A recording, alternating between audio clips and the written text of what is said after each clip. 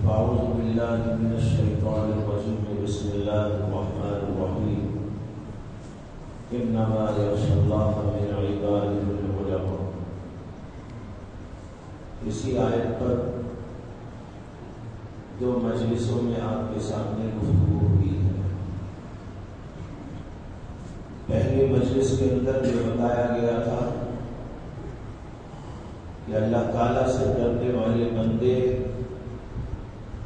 وہی ہیں جو علم رکھتے ہیں. جو علم والے ہیں وہی خشیت والے ہیں.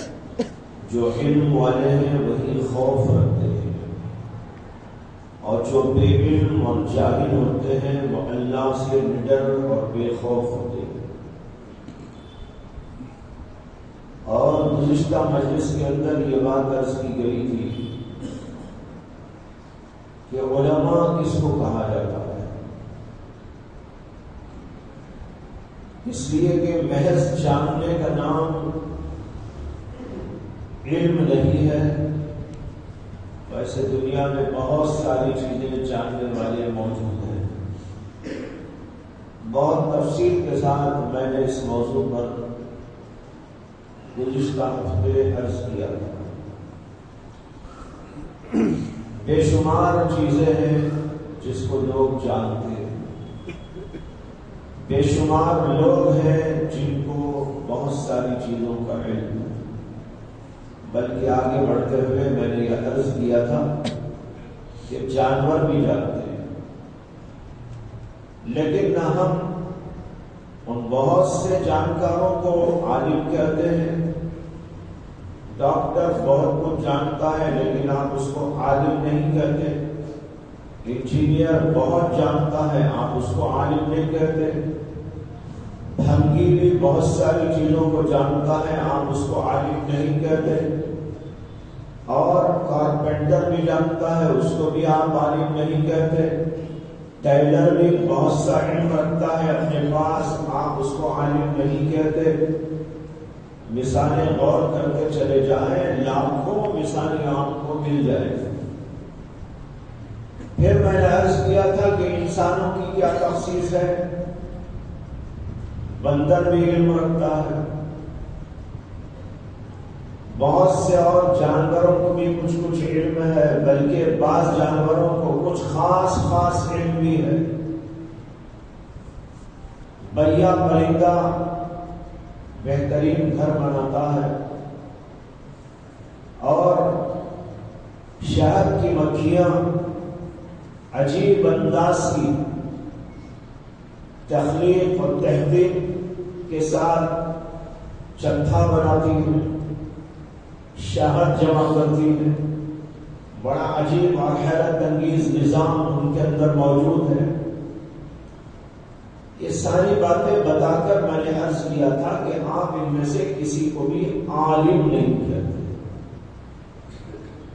پھر اس کے بعد ایک اور موضوع آپ کے سامنے عرض کیا گیا تھا. وہ یہ ہے کہ دین کا علم رکھنے والے یہ تو دنیا کا علم.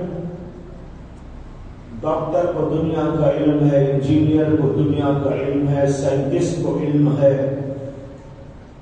لیکن آپ ان کو عالم نہیں کہتے.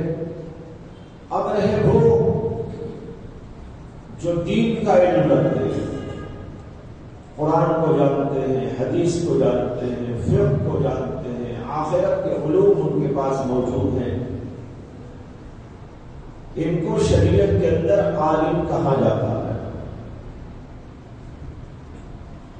لیکن اس میں بھی دو قسمیں ہیں. ایک وہ جو احکام ظاہرہ جانتے ہیں اور ایک وہ جو احکام باطنہ جانتے ہیں. پھر محض جاننے والے کو شریعت عالم نہیں کہتی بلکہ اس کو کہتی ہے جو اس علم سے فائدہ اٹھانے والا ہے. جو اس علم کو عمل میں لانے والا ہے. یہ ہے خاص شریعت مطہرہ کی ایک اصطلاح. محض جاننے والے کا نام شریعت کے اندر عالم نہیں.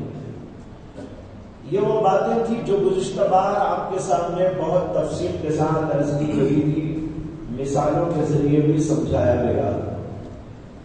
اب میں اس آخری بات پر تفصیلاً کچھ عرض کرنا چاہتا ہوں کہ شریعت عالم کسے کہتی ہے؟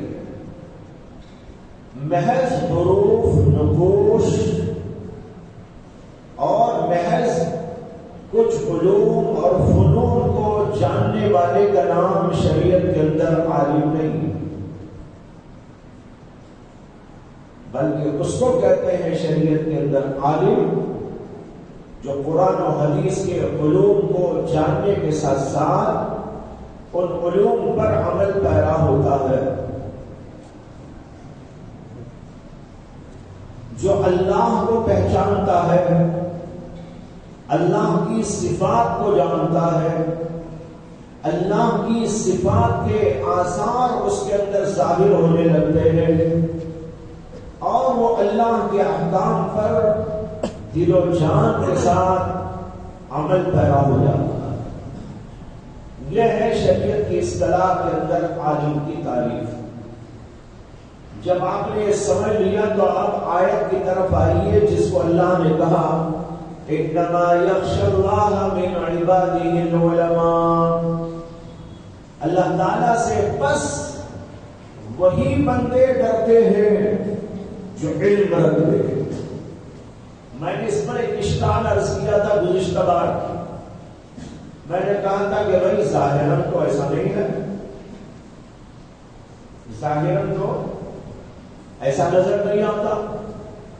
اللہ کہتے ہیں بندوں میں سے اللہ سے ڈرنے والے وہی ہیں جو عالم ہیں، حالانکہ ہم دیکھتے ہیں کہ بہت سے عالم اللہ سے نہیں ڈرتے اور بہت سے وہ لوگ اللہ سے ڈرتے ہیں جو عالم نہیں ہیں۔ یاد آئی ہوگی آپ کو بات؟ تو دو طرح یہاں پر سوال پیدا ہوتا ہے۔ ایک یہ سوال پیدا ہوتا ہے کہ اللہ تو کہہ رہے اللہ کے بندوں میں سے علماء اللہ سے ڈرتے ہیں، اس سے یہ معلوم ہوتا ہے کہ ہر عالم اللہ سے ڈرنے والا، حالانکہ ہم ایسا نہیں دیکھتے۔ بہت جاننے والے بھی کبھی کبھی شیطان کے مکر و فریب کے شکار ہو کر وہ خود گمراہ ہوتے ہیں اور لوگوں کو گمراہ بھی کرتے ہیں، خود گمراہ اور دوسروں کو گمراہ کرنے لگتے ہیں۔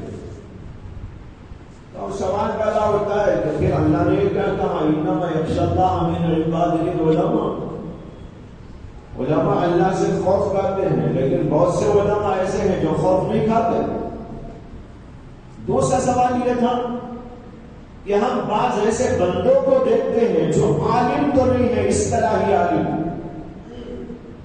کسی مدرسے کی کوئی سرٹیفکیٹ اور سند ان کے پاس میں نہیں ہے، انہوں نے صرف اور نحو اور بلاغت اور بیان اور علم بدیع نہیں پڑھا، اصول تفسیر اور اصول حدیث کے علوم انہوں نے نہیں پڑھے، لیکن ان بندوں کے دلوں میں اللہ کا ڈر موجود۔ یہ دونوں واقعاتی چیزیں ہیں نا، مشاہداتی، یہ کوئی نظریاتی بات نہیں ہے، تو مشاہدات، مشاہدے میں یہ بھی آتا ہے عالم ہے ڈرتا نہیں، اور یہ بھی مشاہدے میں آتا ہے کہ عالم نہیں لیکن ڈرتا ہے۔ تو اب آیت کا مفہوم کیا ہے؟ یہی میں آپ کو سمجھانا چاہ رہا تھا کہ ہمیں سب سے پہلے سمجھنا چاہیے کہ اللہ نے جن کو عالم کہا اس کی تعریف کیا ہے۔ اب آپ کو سمجھ میں آیا ہوگا کہ عالم شریعت میں اس کو کہتے ہیں جو اللہ کا عرفان رکھتا ہے، اللہ کی صفات کو جانتا ہے، اللہ کی صفات سے استفادہ کرتا ہے، اللہ کے احکام میں سے جتنی ضرورت ہے اتنا جان کر اس پر عمل کرتا ہے، چاہے پورا عالم نہ ہو، بہت نہ جانتا ہو، لیکن جتنی ضرورت شریعت پر عمل کرنے کے لیے ایک انسان کو چاہیے، اس پر عمل کرتے ہوئے وہ آدمی زندگی گزارتا ہے، اللہ سے ڈرتا ہے، حلال و حرام کی تمیز کرتا ہے، اچھے برے کا فرق کرتا ہے، گناہوں سے بچتا ہے، برائیوں سے بچتا ہے، نیکیوں میں آگے بڑھتا رہتا ہے۔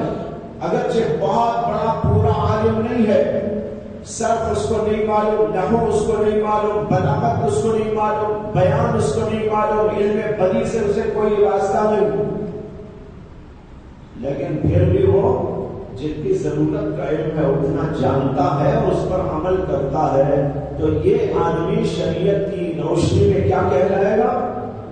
عالم کہلائے گا۔ معلوم ہوا کہ عالم اصل میں اس کو کہتے ہیں شریعت میں۔ جب آپ نے یہ سمجھ لیا تو سارا اشکال ختم ہو گیا۔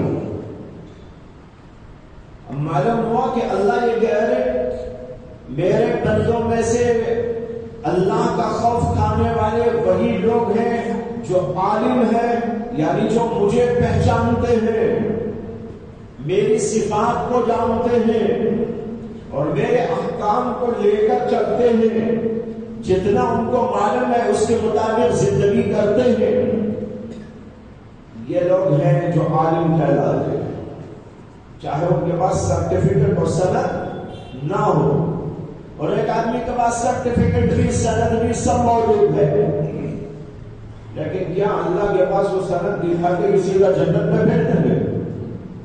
بھائی آپ کہاں کے فارغ ہیں؟ او جامعۃ الازہر کے فارغ ہیں جی، فوراً آپ بلا حساب و کتاب کے جنت میں داخل ہو جائیے۔ آپ کہاں کے فارغ ہیں؟ میں فلاں مدرسے کا فارغ ہوں، بلا کسی روک ٹوک آپ جنت میں داخل ہو جائیے۔ ایسا ہوگا؟ نہیں، ایسا نہیں ہوگا۔ میں ایک مثال عرض کرتا ہوں آپ کے سامنے۔ حضرت حاجی امداد اللہ مہاجر مکی، وہ عالم نہیں تھے، انہوں نے صرف نہیں پڑھی تھی، نحو نہیں پڑھی تھی، بلاغت اور بیان کے علوم نہیں پڑھے تھے، ان کو اصول تفسیر بھی نہیں معلوم، اصول حدیث بھی نہیں معلوم، لیکن آپ ان کو اللہ کی اس آیت کے مطابق عالم کہیں گے یا نہیں کہیں گے؟ کیا خیال ہے بھائی؟ کہیں گے نا؟ انما یخشی اللہ من عبادہ العلماء، اللہ کے بندوں میں سے جو علماء ہوتے ہیں وہ اللہ سے ڈرتے ہیں، تو اس آیت کا مصداق حاجی امداد اللہ مہاجر مکی کو آپ قرار دیں گے یا نہیں قرار دیں گے؟ بنا شک و شبہ قرار دیں گے۔ بشر حافی عالم نہیں تھے، بلکہ اس زمانے میں تو بہت بری ان کی حالت تھی، توبہ کیا، استغفار کیا، پھر اس کے بعد اہل اللہ کی صحبتوں میں اٹھتے اور بیٹھتے رہے، یہاں تک کہ اللہ نے جلیل القدر مقام ان کو عطا فرمایا، اتنا جلیل القدر مقام عطا فرمایا جس کی امتحان جب ان کا انتقال ہوا ہے، فجر میں جنازہ اٹھایا گیا اور چند کلومیٹر پر قبرستان تک جاتے جاتے لوگوں کی بھیڑ کی وجہ سے عشاء ہو گئی، اتنا ہجوم لاکھوں انسانوں پر۔ یہ منظر دیکھنے والے بہت سے علماء تھے، صلحاء تھے، اتقیاء تھے، مشائخ تھے، محدثین تھے، فقہاء کرام تھے، اور انہیں کے اندر امام بخاری رحمۃ اللہ علیہ کے استاد بھی تھے، جن کا نام ہے علی ابن المدینی۔ یہ علی ابن المدینی وہ آدمی ہے کہ امام بخاری نے ایک دفعہ فرمایا، میں کسی بھی بڑے سے بڑے عالم کے پاس میں جاتا ہوں تو مجھے کچھ ایسا نہیں لگتا کہ میں کچھ کم جانتا ہوں یا کچھ زیادہ جانتا ہوں۔ امام بخاری کہتے ہیں میں کسی بھی بڑے سے بڑے عالم کے پاس جاتا ہوں تو مجھے کچھ ایسا نہیں معلوم ہوتا کہ میں کچھ چھوٹا ہوں وہ کچھ بڑے ہیں، یعنی ان کے پاس زیادہ علم ہے میرے پاس کم علم ہے، مجھے ایسا نہیں محسوس ہوتا. لیکن دو آدمیوں کے پاس میں جاتا ہوں تو مجھے ایسا معلوم ہوتا ہے کہ میں طفل مکتب ہوں. ان میں ایک علی ابن المدینی ہے اور ایک علامہ ابن المبارک. کہتے ہیں ان دو کے سامنے میں جاتا تو مجھے ایسا معلوم ہوتا کہ میں بچہ ہوں، بچہ. یہ ہے یہ علی ابن المدینی بھی وہاں موجود تھے جنازے میں. جب انہوں نے یہ منظر دیکھا تو چیخ چیخ کے کہا کہ لوگوں، بشر حافی کا یہ مقام جو تم کو دنیا میں نظر آ رہا ہے، یہ اللہ نے دنیا میں ان کو مقام دیا، ذرا ان کی آخرت میں کیا عالم ہوگا دیکھ لینا، سوچ لینا. حالانکہ وہ عالم نہیں تھے. فضیل بن عیاض عالم نہیں تھے، پہلے ڈاکو تھے، چور تھے، چوروں ڈاکوؤں کے سردار تھے. اس کے بعد ایسا ہوا کہ پھر وہ توبہ استغفار کرنے کے بعد اہل اللہ کی صحبتوں میں بیٹھ کر عالمانہ شان اپنے اندر پیدا کر دی. وہ عالمانہ شان جس کا ذکر اللہ نے یہاں پر فرمایا ہے، انما یخشی اللہ من عبادہ العلماء. اتنا بڑا مقام ہوا، اتنا بڑا مقام ہوا کہ حضرت امام احمد بن حنبل رحمۃ اللہ علیہ ان کی خدمت میں جاتے ہیں. امام احمد کا مقام جانتے ہیں؟ اللہ اکبر، پوری دنیا جانتی ہے کہ کیا مقام تھا ان کا. علم میں، عمل میں، تقوی میں. علم کا سمندر تو تقوی کے پہاڑ. اتنا بڑا آدمی، لیکن وہ حضرت فضیل بن عیاض کی خدمت میں جا کر بیٹھتے تھے. کسی نے ان سے کہا کہ حضرت آپ تو اتنے بڑے عالم ہیں کہ ساری دنیا آپ سے فیض حاصل کرتی ہے. حدیث میں آپ کی کیا شان، فقہ میں آپ کی کیا شان. آج تک دنیا کے اندر فقہ حنبلی موجود ہے. ہزاروں ہزار کروڑوں کروڑ انسان آج ان کی فقہ پر اور ان کی بصیرت کے مطابق قرآن و حدیث کے علوم پر عمل کرتے ہیں. اتنا بڑا مقام. لوگوں نے کہا کہ آپ اتنے بڑے آدمی ہیں لیکن اس کے باوجود فضیل بن عیاض کی خدمت میں آپ جاتے ہیں، بیٹھتے ہیں. انہوں نے کہا ہاں، میں یہاں حروف پڑھتا ہوں اور وہاں پر علوم پڑھتا ہوں. میں یہاں پر حروف اور نقوش پڑھاتا ہوں اور وہاں جا کر معانی پڑھتا ہوں. یہ ہے بھائیوں وہ چیز جس کو اللہ کہہ رہے انما یخشی اللہ من عبادہ العلماء. اللہ تعالیٰ سے ڈرنے والے اللہ کے بندوں میں سے وہی ہیں جو عالم ہوتے ہیں، یعنی جو اللہ کی پہچان رکھتے ہیں. ایک ہے حروف کو جاننے والا، نقوش کو جاننے والا، کتاب کی عبارات کو جاننے والا، ترکیبوں کو جاننے والا، ظاہری عبارتوں کو پڑھنے والا، اس کی تشریحات کرنے والا. اور یہ وہ ہے جو حقیقت تک رسائی پا کر خود اللہ کو پہچاننے کا سلیقہ پیدا کرنے والا. پھر وہ اللہ کو جانتا ہے، اللہ کی صفات کو جانتا ہے اور پھر اللہ کی صفات کا اثر اس کے اندر ظاہر ہوتا ہے. اللہ کی صفات کیا؟ اللہ کی تو بہت ساری صفات ہیں. اللہ کی صفات جلالت، اللہ کی صفات رحمانیت، اللہ کی صفت ہے قدرت، اللہ کی صفت ہے عظمت، بڑائی، بزرگی، بہت ساری صفات اللہ کی. ان صفات کو جانتا ہے، ان صفات کو پڑھتا ہے، ان صفات کو سمجھتا ہے اور پھر اس پر غور و فکر کرتے کرتے اس کے دل کے اس کا اثر مرتب ہوتا ہے. یہاں تک کہ جب وہ اللہ کی صفات کو جان لیتا ہے تو اللہ کی قدرت کو جان کر وہ اللہ سے کانپنے لگتا ہے. انما یخشی اللہ من عبادہ العلماء. اللہ کا خوف آ جاتا ہے. ارے کتنے بڑی طاقت والا، کتنی بڑی قدرت والا، جلالت عظمت والا، ہیبت والا، اتنی بڑی طاقت والا، جب بار بار اس کو قرآن میں پڑھتا ہے، حدیث میں پڑھتا ہے اور جگہ پر دیکھتا ہے، دیکھ دیکھ کر وہ اللہ کی قدرتوں جلالتوں پر یقین کامل اپنے اندر پیدا کر لیتا ہے اور اس کا دل اس کے اثر کو قبول کر لیتا ہے، تو پھر بھائی وہ اللہ سے ڈرنے والا ہو جاتا ہے۔ اسی طرح اور صفات کا اثر ظاہر ہوتا ہے۔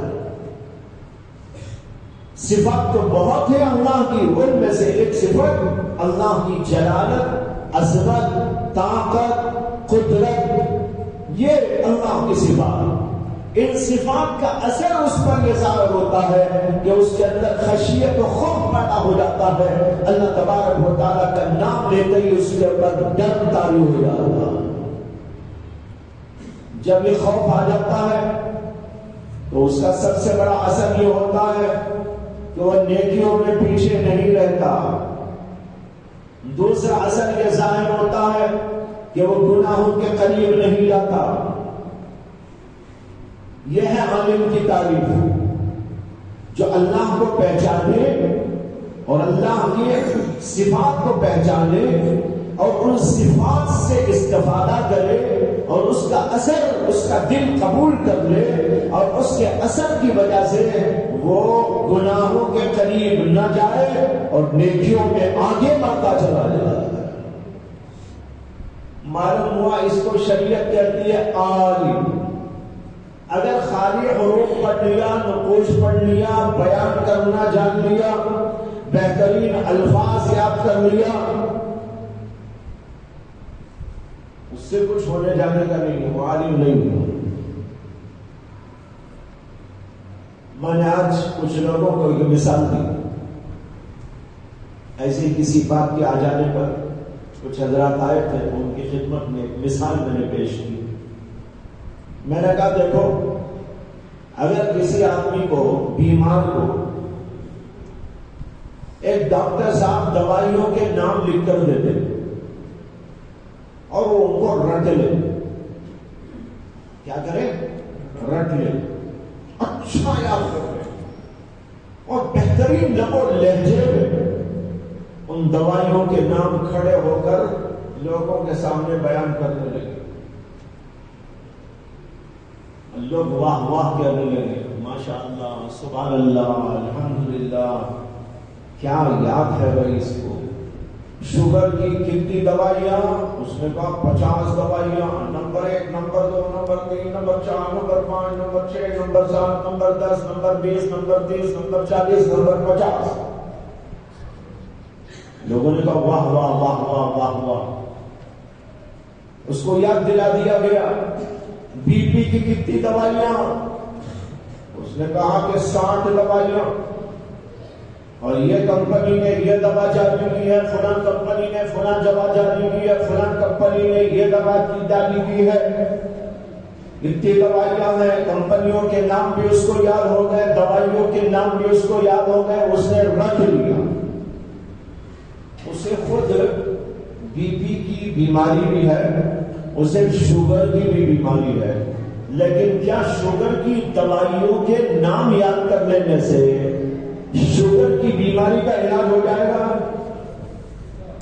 بی پی کی بیماری کے لیے کیا بی پی کی دوائیوں کی فہرست اگر اچھی طرح یاد کر کر ایک بڑے مجمع میں آ کے سنا دے تو بیماری ختم ہو جائے گی؟ یہ مثال اچھی طرح یاد رکھیں، خاص طور پر طلبا سے عرض کروں گا، آپ لوگ بھی اتنا ہی کر رہے ہیں، آپ لوگ بھی اتنا ہی کر رہے ہیں کہ جیسے ایک بیمار ہو، جسے شوگر کا مرض ہو یا جسے اور کوئی مرض ہو، وہ ڈاکٹروں سے دوائیوں کے نام لے کر، ان کی کمپنیوں کے نام بھی لکھ کر اس کو پڑھ کر سنا دے، اور یہ بھی سنا دے یہ دوا ہے، اس کے اندر یہ چیزیں مرکب ہیں، لکھا ہوتا نا بوتل پر بھی اس پر ایک دوا میں کیا کیا ہے، اس کے اندر کون سی چیزیں مکس ہیں، وہ بھی آپ لوگ کو یوز ہے. ماشاء اللہ فر سنا رہا ہے. شوگر کی بیماری کی 50 دوائیاں، یہ ٹیبلٹ، وہ انجیکشن، وہ کیپسول، اور وہ چیز اور یہ اور وہ رکھ لیا اور بہترین انداز میں سنا دیا. یہ اسی طریقے پر اور بیماریوں کی دوائیاں یاد کر کے سنا دیا. لیکن بھائیوں 1000 بار بھی اگر وہ پڑھ لے لیکن اس کی بیماری میں 1% کا بھی کوئی فرق نہیں آئے. اسی طرح اگر ہم قرآن و حدیث کے اندر پڑھتے چلے جائیں، صبر پڑھیں، شکر پڑھیں، خوف پڑھیں، عشق الہی پڑھیں، محبت الہی پڑھیں، اور خشوع پڑھیں، خضوع پڑھیں، انابت کے بارے میں پڑھیں، تواضع کے بارے میں پڑھیں، اور اس کے علاوہ تکبر کی بیماری کے بارے میں پڑھیں، اور مختلف قسم کے اور گناہوں کے بارے میں پڑھیں، اور ہم کو اچھی طرح یاد ہو جائے، اور اس کے اوپر تقریروں پر تقریریں رکھ لیں، خوف پر تقریر، خشیت پر تقریر، اور خشوع پر تقریر، انابت پر ایک تقریر، نماز پر ایک تقریر، عشق الہی پر ایک تقریر، اور چیزوں پر تقریر. اس کا سب کچھ کر بہترین انداز سے ہم نے تقریر کر ڈالی. بھائیو خدا کی قسم کبھی بھی ایسا نہیں ہو سکتا کہ جیسے وہاں پر دوائیوں کے یاد کر لینے سے بیماری نہیں جاتی، یہاں بھی اس طرح رکھ لینے سے آپ کے اندر کوئی فرق نہیں ہے. طلبا سمجھ رہے ہیں کہ نہیں سمجھ رہے؟ طلبا کے لیے خاص طور پر عرض کر رہا ہوں، تقریریں ہم کرتے ہیں، لیکن بھائی تقریر میں ہم نے کہا محبت الہی کی تقریر، لیکن محبت الہی کا ٹیبلٹ جب تک نہیں کھائیں گے اس وقت تک آپ کے اندر تو چیز نہیں آئے گی. خوف الہی کا انجیکشن جب تک نہیں دیں گے آپ کی بیماری بے خوفی کی نہیں جائے گی. آپ کے اندر اگر دنیا کی محبت کی بیماری لگ رہی ہو تو آپ جب تک اللہ کی محبت کا ٹیبلٹ کھا کر وہ دنیا کی بیماری، دنیا کی محبت کی بیماری باہر نہیں نکالیں گے، وہ نہیں جانے گی. اس کے لیے آپ کو یہ ٹیبلٹ کھانا ہوگا، کبھی انجیکشن لگانا ہوگا، اور کبھی آپریشن کرانا ہوگا، اور مختلف قسم کے تدبیروں کو اختیار کرنا ہوگا، تب جا کر وہ چیزیں انسان کے اندر پیدا ہوتی ہیں. ورنہ دوائیوں کے رکھ لینے سے کسی کا علاج نہیں ہو سکتا. یہ نقطہ سمجھ میں آ گیا کہ نہیں آ گیا؟ یہیں سے ایک بات سمجھ میں آ گئی کہ شریعت میں عالم کسے کہتے ہیں؟ جو یہ دوائیاں کھا لیتا ہے. رکھ لینے والے کا نام شریعت میں عالم نہیں، پڑھ لینے والے کا نام عالم نہیں، تقریر کرنے والے کا نام عالم نہیں، بلکہ عالم وہ ہے جو قرآن و حدیث میں بیان کردہ تمام چیزوں کے بارے میں وہ ان چیزوں کو اختیار کرے جن کو اختیار کرنا ہے، ان چیزوں سے بچے جن سے بچنے کا حکم دیا گیا ہے. جب ایسا کرے گا تو اگرچہ وہ بہت بڑا پورا عالم فاضل نہ ہو، لیکن پھر بھی شریعت کی نگاہ میں وہ کیا ہوگا؟ عالم کہہ جائے گا، کیونکہ وہ اللہ کے اس قانون کے مطابق زندگی کر رہا ہے جس کو اللہ نے اللہ کے رسول کے ذریعے ہم نے پیش کیا. جب آپ نے یہ سمجھ لیا تو میں میری ہی ایک کتاب سے کچھ اقوال سنانا چاہتا ہوں. میری کتاب ہے منصبی افتاء، اہمیت و ضرورت اور اس کے شرائط و آداب. یہ ابھی تک چھپی تو نہیں ہے لیکن تیار ہے. اس کے اندر میں نے علماء کی تعریف کے اندر لکھے ہوئے بعض بزرگوں کے اقوال جمع کیے ہیں جگہ پر. مفتی کیسا ہونا چاہیے، مفتی کا منصب پر فائز ہونے والے کے لیے صفات کیا ہے، اس میں تو پوری بحث ہے، لیکن یہاں پر ایک دو صفحے آپ کو سنا ہوگا. حضرت عمر بن خطاب رضی اللہ عنہ نے ایک دفعہ حضرت ابو موسیٰ اشعری رضی اللہ عنہ کو خط لکھا، تو اس کے اندر یہ بھی لکھا ان الفقہ ليس بكثرة السرد والسعة الهزر وكثرة الرواية وإنما الفقه خشية الله. یہ حضرت عمر بن خطاب کے الفاظ ہیں جس کا ترجمہ یہ ہے فقہ یعنی علم. بہت بولنے کا، بکواس کرنے کا، کثرت سے روایت کرنے کا نام نہیں ہے. مشہور ہے نا ملا عام باشد کے چپ نہ شبد، ملا عام باشد کے چپ نہ شبد. وہ بول رہا ہے، یہ بول رہا ہے، وہ بول رہا ہے، یہ بول رہا ہے، بول رہا ہے. اس کا نام علم نہیں. حضرت عمر بن خطاب کہتے ہیں بہت بولنے کا نام علم نہیں، بہت بکواس کرنے کا نام علم نہیں، کثرت سے روایت کرنے کا نام علم نہیں، بلکہ علم تو اللہ سے خوف و خشیت کا نام ہے. حضرت علی بن ابی طالب رضی اللہ عنہ دوسرے صحابی، انہوں نے فرمایا الا اخبرکم بالفقیہ کل الفقیہ. انہوں نے کہا میں تم کو بتاؤں کہ پورا فقیہ اور عالم کون ہوتا ہے. صحیح معنی میں عالم اور فقیہ کون ہوتا ہے میں تم کو بتاؤں. اس کے بعد انہوں نے کہا وہ ہوتا ہے فقیہ، وہ عالم جو لوگوں کو اللہ کی رحمت سے مایوس نہ کرے، انہیں اللہ کی معصیت میں چھوٹ نہ دے. خبردار، اس علم میں کوئی خیر نہیں جس میں سمجھداری نہ ہو، اور اس علم میں کوئی خیر نہیں جس میں تقوی نہ ہو، اور وہ پڑھنا کوئی پڑھنا نہیں جس میں تدبر نہ ہو. حضرت علی رضی اللہ عنہ کے الفاظ ہیں. اس میں جملہ بھی ہے کہ وہ فقہ یعنی علم نہیں جس میں تقوی نہ ہو، جس میں ڈر نہ ہو، جس میں خوف و خشیت نہ ہو، وہ کوئی علم نہیں. حضرت عبداللہ ابن مسعود، وہ تیسرے صحابی کا ذکر میں نے کیا ہے، ان سے منقول ہے کہ حضرت عبداللہ بن مسعود نے فرمایا ليس العلم للمرء بكثرة الرواية ولكن العلم الخشية. انہوں نے کہا آدمی کا علم کثرت روایت سے نہیں ہے، بلکہ علم تو خشیت کا نام ہے، ڈرنے کا نام. تابعین میں سے حضرت امام مجاہد بہت بڑے زبردست محدث اور فقیہ گزرے، بہت سے صحابہ کے شاگرد. ان کا قول ہے انما الفقیہ من یخاف اللہ عز وجل. عالم اس کو کہتے ہیں جو اللہ کا خوف رکھتا ہے. معلوم ہوا جو اللہ کا خوف نہیں رکھتا اس کو شریعت میں عالم ہی نہیں کہتے. حضرت امام فضیل بن عیاض، ابھی ان کا ذکر میں نے کیا تھا، ان کا قول ہے بہت بھاری قول ہے، عجیب قول ہے. اس کے عربی الفاظ بھی بہت اچھے ہیں، اس کو بھی پڑھتا ہوں اس لیے کہ ماشاءاللہ یہاں علماء بھی موجود.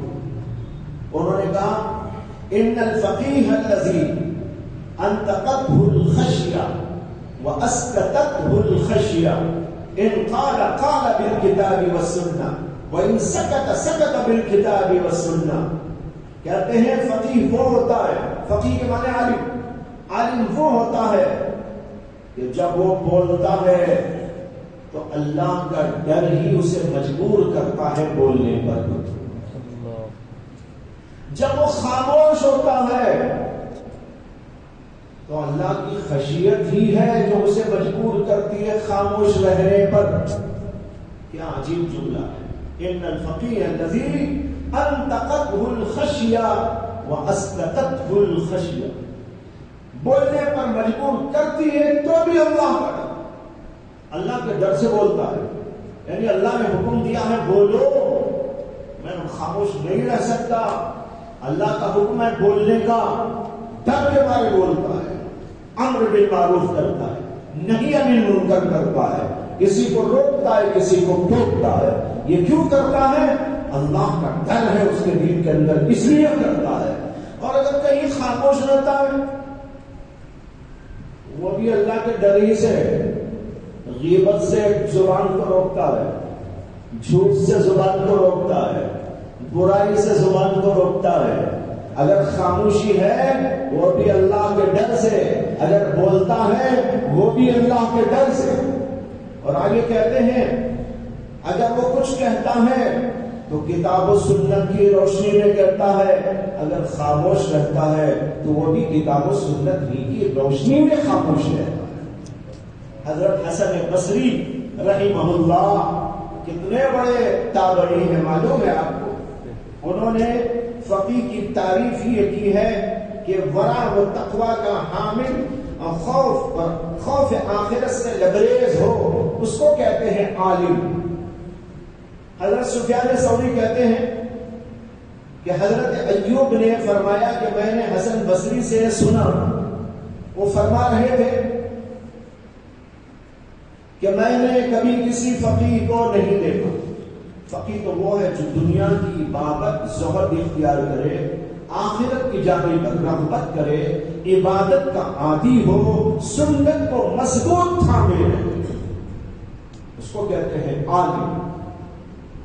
انہی سے ایک روایت میں ہے کہ انہوں نے کہا جب ان سے کسی نے ایک مسئلہ پوچھا اور اس نے کہا کہ حضرت اس کا کیا مسئلہ ہے، انہوں نے کہا یہ مسئلہ ہے. اس نے کہا میں نے فلاں فقیہ سے پوچھا تو انہوں نے تو یوں کہا. تو حسن بصری کہنے لگے هل رأيت فقيها بعينك، کیا تم نے اپنی آنکھوں سے کبھی کسی فقیہ کو دیکھا ہے؟ انما الفقيه الزاهد في الدنيا البصير بدينه المداوم على عبادة ربه. فقیہ تو اس کو کہتے ہیں جو دنیا میں زہد اختیار کرتا ہے، دینی امور کی بصیرت رکھتا ہے، اللہ کی عبادت پر مداومت اور ہمیشگی کرتا ہے. معلوم ہوا اس کو کہتے ہیں اصل میں عالم، جس کے اندر یہ صفات پائی جائیں، عبادت اس کے اندر ہو، تقوی اس کے اندر ہو، خوف و خشیت اس کے اندر ہو، اعمال اس کے شریعت کے مطابق ہو، گناہوں سے بچنے والا ہو، زہد اختیار کرنے والا ہو.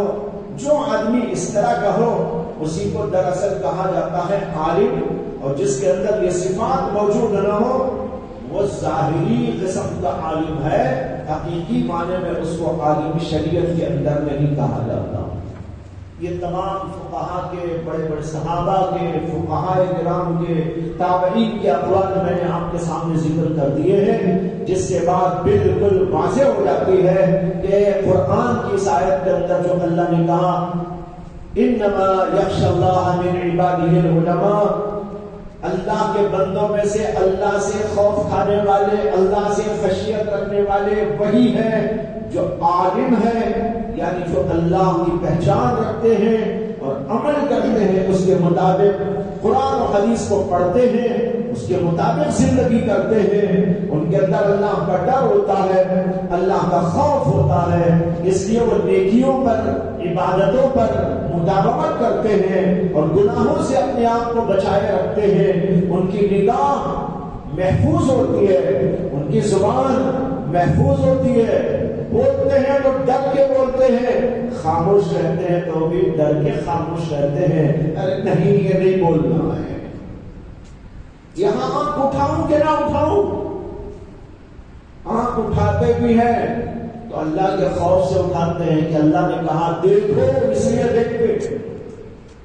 اگر کہیں آنکھوں کو نیچے رکھتے ہیں تو بھی اسی لیے کہ اللہ نے کہا ہے کہ جھکا لو اپنی آنکھوں کو.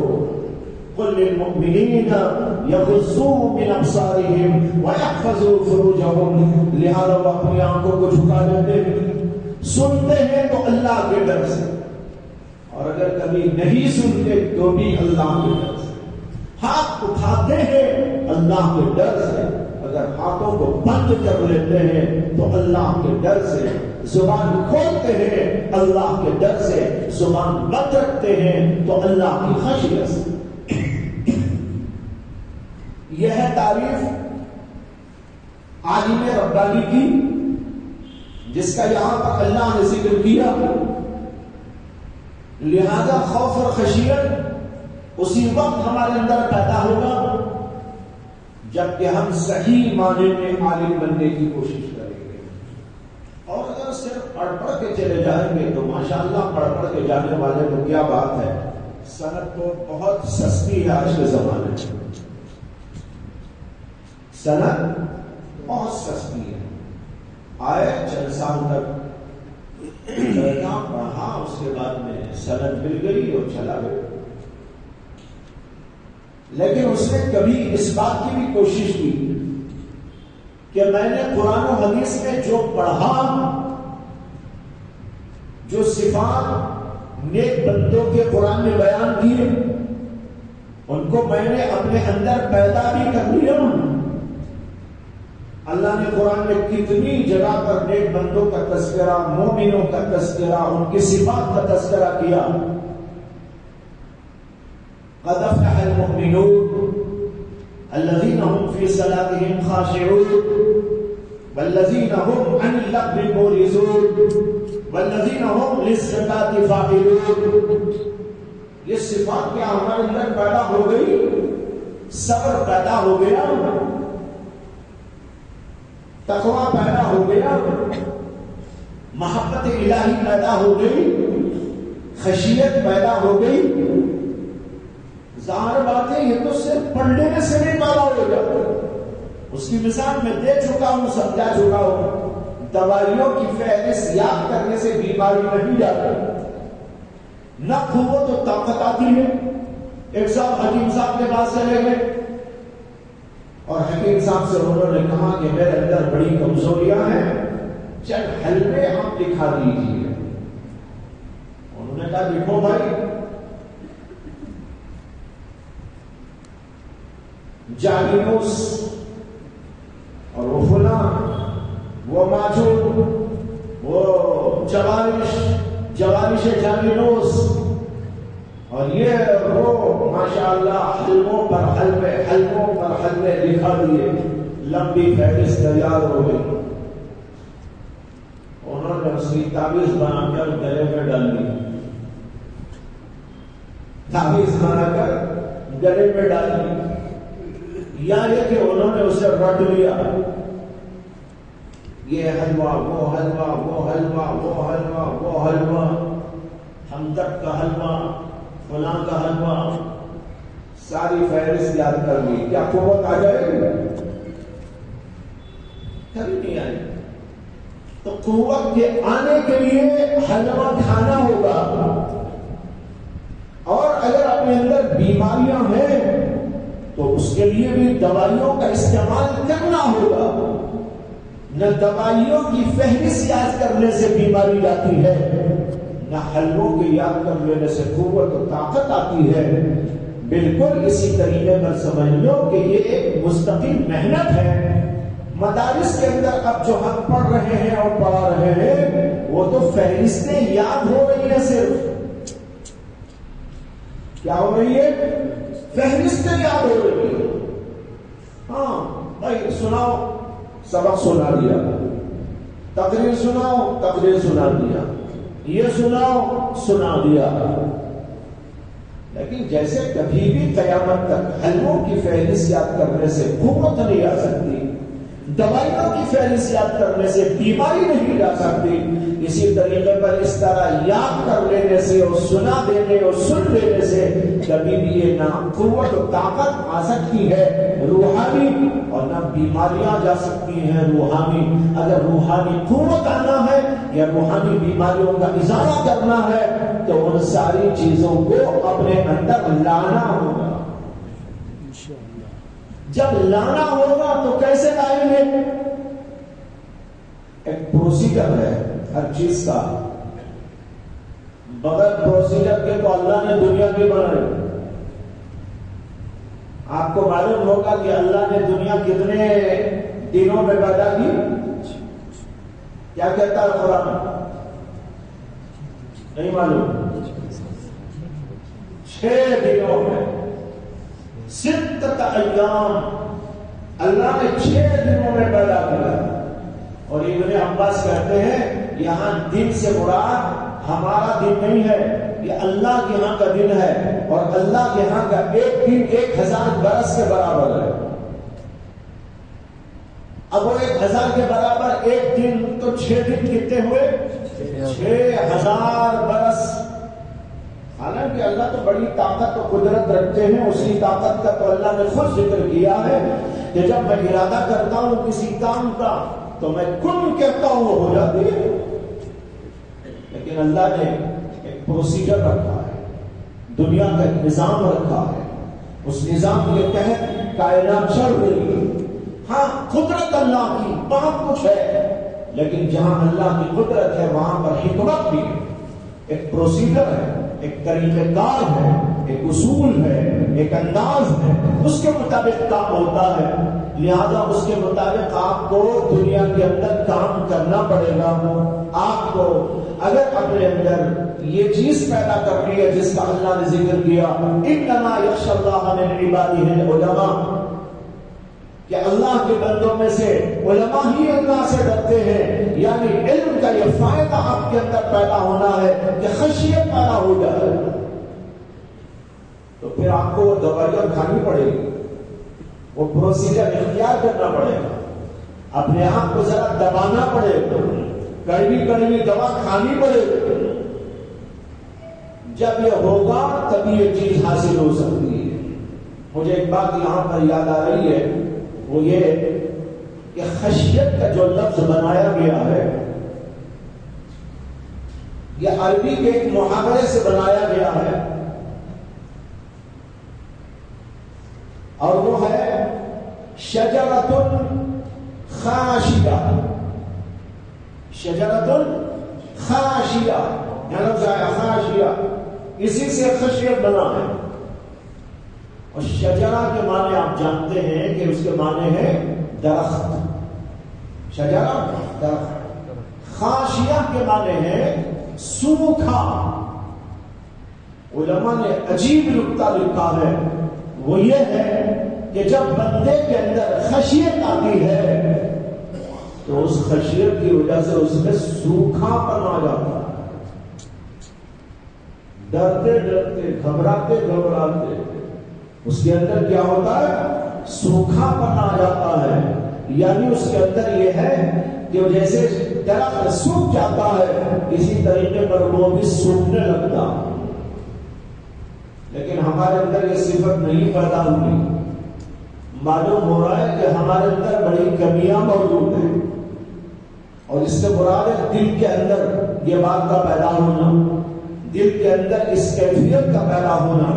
یہ اسی وقت میں ہوتا ہے جب اس کے لیے محنتیں کی جاتی ہیں. بھائیو بزرگوں، یہ آیت کی روشنی میں آپ کے سامنے مختلف باتیں 3 ہفتوں سے میں پیش کر رہا ہوں، اس بات کو سمجھانے کی کوشش کرتے ہوئے کہ ہمارے اندر وہ علم آئے جو علم کے اللہ کو مطلوب ہے. وہ علم نہیں جو علم اللہ کو مطلوب ہے، وہ علم نہیں جو اللہ کے رسول کو مطلوب نہیں. یہی تو وجہ ہے کہ نبی اکرم صلی اللہ علیہ وسلم دعا مانگا کرتے تھے، اللہم انی اسألک علما نافعا. اور یہ بھی دعا فرمایا کرتے تھے، اللہم انی اعوذ بک من علم لا ينفع. اے اللہ میں ایسا علم چاہتا ہوں جو نفع دینے والا ہے. اس علم سے میں پناہ مانگتا ہوں جو نفع نہیں دینے والا ہے. دوائیاں رکھ کے بیٹھے ہیں، کیا فائدہ؟ ارے کھا کے دیکھ تب فائدہ ہوگا. دوائیوں کا انبار لگانے سے کیا فائدہ ہوگا؟ ہمارے پاس کتابوں کا انبار، کتابوں کے علوم کا انبار، اس کے اندر لکھی ہوئی بہت سی چیزیں یاد کر کے اس کا انبار، لیکن کبھی ہم نے اسے کھائے. حضرت مولانا شاہ ابرار الحق صاحب نور اللہ مرقدہ کی ایک بات یاد آ رہی ہے جس کو حضرت مولانا حکیم اختر صاحب نور اللہ مرقدہ نے پیش کیا. وہ فرماتے ہیں کہ ایک دفعہ ایسا ہوا کہ حضرت ایک کار میں بیٹھ کر جا رہے تھے، کہیں جانا تھا، اور جدہ میں یہ واقعہ پیش آ رہا تھا. جدہ میں کار میں بیٹھ کر کہیں جا رہے تھے، پیٹرول ختم ہو گیا تو ڈرائیور صاحب کار کو جو ہے کسی پیٹرول پمپ کی طرف لے کے چلے گئے. جب وہاں پیٹرول بنک میں گئے تو وہاں پر کیو لگی ہوئی ہے، کچھ کاریں ہیں، کچھ بسیں ہیں، کچھ اور چیزیں ہیں، اور انہی کے ساتھ میں یہ بھی دیکھا کہ ایک بہت بڑا ٹینکر بھی ہے جس کے اوپر ہزاروں گیلن پیٹرول بھرا ہوا ہے۔ دیکھا ہوگا نا، یہاں بھی ہے بہت بڑے بڑے جو ہے ٹینکر ہوتے ہیں، اس کے اندر پیٹرول بھرا ہوا ہوتا ہے، اور اس میں پیٹرول ہے، بھرا ہوا ہے، وہ بھی کیوں میں لگا ہوا ہے۔ چھوٹی چھوٹی کاریں، اس میں اتنا بڑا، چھوٹی چھوٹی کاریں ہیں، اور اسی کے درمیان میں بہت بڑی شخصیت کھڑی ہوئی ہے، ٹینکر والی شخصیت۔ حضرت نے اسے دیکھا تو حضرت کا مزاج یہ تھا کہ ہر بات میں سے کوئی نہ کوئی بات عبرت کی، نصیحت کی نکالتے، جہاں بھی جاتے تھے۔ ہم نے دیکھا، بارہا دیکھا، سو دفعہ دیکھا، ہر چھوٹی بڑی بات پر کوئی نہ کوئی تبصرہ، کوئی نہ کوئی بات فرما دیا کرتے۔ تو حضرت نے اسے دیکھا تو فرمایا، اپنے ساتھ جو بیٹھے ہوئے لوگ تھے اس میں حضرت حکیم اختر صاحب بھی موجود تھے، انہوں نے اس کو روایت کیا ہے، کہتے ہیں کہ حضرت نے فرمایا کہ دیکھو کتنی بڑی عبرت کی بات اس سے نکلتی ہے کہ جیسے ہم لوگ یہاں پر کیوں میں کھڑے ہوئے ہیں پیٹرول لینے کے لیے، وہیں پر ایک بہت بڑا یہ ٹینکر بھی کھڑا ہوا ہے جس کی پشت کے اوپر ہزاروں گیلن پیٹرول بھرا ہوا، لیکن وہ عاجز ہو گیا، محتاج ہو گیا، وہ بھی ہماری طرح پیٹرول ٹینک میں آ کر کیوں میں کھڑا ہو گیا۔ اگر یہ کہنے لگے نہیں مجھے بڑی شرم آتی ہے، میں کیسا جاؤں، میں تو اتنا بڑا ہوں، ایک چھوٹی چھوٹی کار ہے، ان کے سامنے میں کیوں میں جا کے کھڑا ہوں، میری شان ہے۔ اگر یہ کہے تو کیا کبھی بھی وہ چلنے کے قابل بن سکتی ہے؟ نہیں، وہ کھڑی کے کھڑی رہے۔ حضرت نے فرمایا کہ اسی طریقے پر کسی بڑے بڑے عالم کو کبھی جس کا علم اوپر سے نیچے تک بھرا ہوا ہو، اسے بھی کبھی کسی شیخ کے پاس جانا پڑتا ہے۔ عالم صاحب، محدث صاحب، فقیہ صاحب، مجتہد صاحب، ایسے صاحب، ویسے صاحب، کیسے بھی صاحب ہو، جیسے یہاں پر اتنا بڑا یہ ٹینکر کھڑا ہوا ہے، محتاج بن کر اسی طریقے پر کھڑے ہونا پڑتا ہے۔ اس کے بعد میں فرمایا کہ دیکھو، اور ایک بات وہ یہ ہے کہ جب تک یہ اوپر ہے اس کا پیٹرول، اس سے کوئی فائدہ نہیں ہے، گاڑی نہیں چل سکتی۔ ہاں، اگر چند قطرے بھی اگر اس کے انجن کے اندر ڈال دیے جائیں تو پھر یہ گاڑی چلنا شروع ہو جاتی ہے۔ تو معلوم ہوا کہ اوپر رکھا ہوا علم اگر اندر نہ پہنچے انجن میں، زبان پر علم ہے، دماغ میں علم ہے، ادھر ادھر علم ہے، لیکن وہ دل کے اندر نہیں پہنچا ہے، اس کے چند قطرے دل کے اندر پہنچا دیے جاتے تو پھر یہ دین کی گاڑی چلنے لگتی۔ جیسے کہ پیٹرول کا اتنا بڑا ٹینکر بغیر اندر انجن کے اندر ڈالے ہوئے چل نہیں سکتا، اسی طریقے پر کوئی بڑے سے بڑا عالم بھی علم کا دریا ہو، سمندر ہو، لیکن اس کے دل کے اندر وہ چیز نہ پہنچے تو اس سے کوئی فائدہ نہیں۔ بڑی اچھی بات فرمائی، عبرت انگیز بات ہے، ہم سب کے لیے اس کے اندر عبرت ہے۔ ہم سب کو محنت کرنی چاہیے کہ وہ علم کے قطرے ہمارے دلوں کے اندر پہنچ جائے، عشق الہی کی آنکھ دل میں لگ جائے، خوف الہی اندر پہنچ جائے، خشوع و خضوع اندر پہنچ جائے، ہمارے دل کی کایا پلٹ ہونے لگے، تب جا کر اس کا فائدہ محسوس ہوتا ہے، ورنہ تو بھائی زبان پر علم ہوگا۔ مولانا روم نے کہا کہ علم بر تن زمین مارے شبد، علم بر دل، علم بر علم کیا ہے یاد آیا، علم برتن زمین مارے شبد، علم بر دل زمین یارے شبد. کہتے ہیں علم برتن، تن کے معنی جسم، زبان جسم، علم دل تن پر رہے، جسم پر رہے. مارے شبد، مار کہتے ہیں فارسی میں سانپ کو. یہ علم تیرے لیے قیامت میں سانپ بن جائے گا، سانپ کی طرح آ کر ڈسے گا. وہ علم تجھے کہے گا میں ہی ہوں تیرا علم.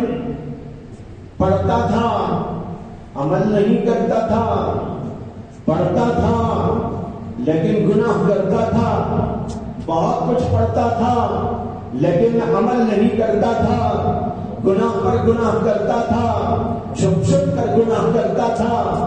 نماز کے بارے میں پڑھتا تھا لیکن نماز چھوڑ دیا کرتا تھا، گناہ کے بارے میں پڑھتا تھا لیکن گناہ چھپ چھپ کر کیا کرتا تھا.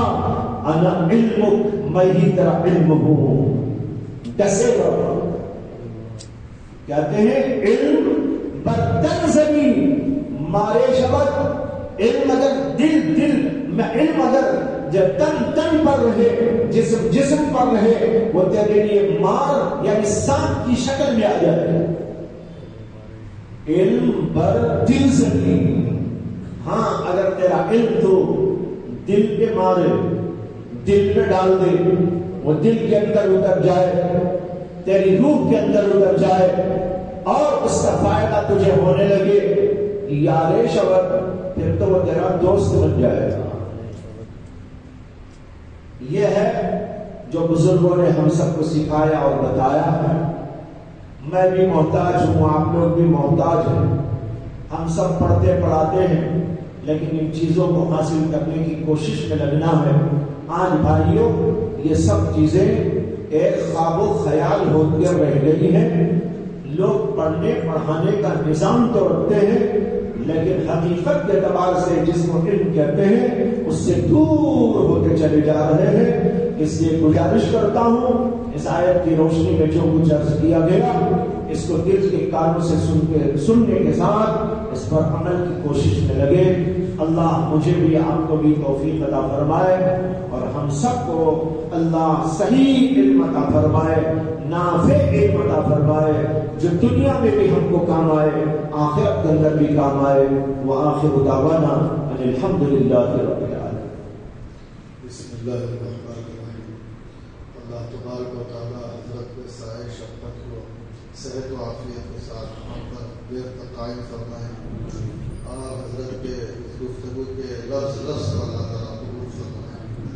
یہ تو حضرت کے لیے چند باتیں تھی لیکن ہم سب جو بھی یہاں موجود ہیں ایسے حقائق اور ایسی سچائیاں، ایسا لاجواب کتاب سننے کے بعد سوچیں کہ ہم پر کیا حق بنتا ہے اور اس حق کو ادا کرنے کی کوشش کریں.